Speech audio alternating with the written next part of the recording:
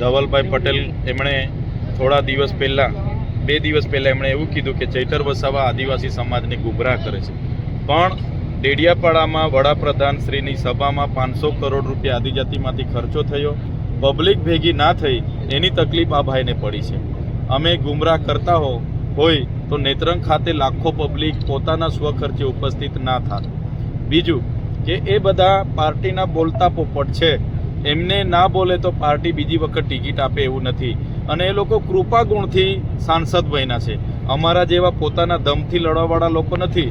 એમને તો એમના વડાપ્રધાનના ચહેરાથી અને કમળના છાપથી જીતવું છે અને પાર્ટીના ગુલામ બનીને કામ કરવું છે. આજે આદિવાસી ઉચ્ચ અભ્યાસ કરતા વિદ્યાર્થીઓની સ્કોલરશીપ બંધ કરી દીધી, કેમ બોલ્યા નથી?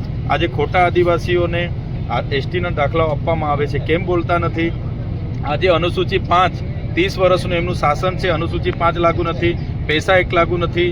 વન અધિકાર અધિનિયમ 2006 અંતર્ગત જે દાવા કર્યા છે એ પેન્ડિંગ છે, એમની સરકાર આપતી નથી. ટ્રાઇબલનું બજેટ એ વલસાડ હોય, ડાંગ હોય, તમામ જિલ્લાનું બજેટ બહારની NGO કોન્ટ્રાક્ટરો એમની એજન્સીઓ હજમ કરી જાય છે, અને આજે મનરેગામાં એટલા બધા કૌભાંડો થાય છે, કેમ બોલતા નથી? એટલે આ તો માત્ર ને માત્ર રાજનીતિ કરવા માટેના વ્યક્તિઓ છે. જનતા એમને ઓળખી ગઈ છે, એટલે હવે એમનું કંઈ ચાલવાનું નથી.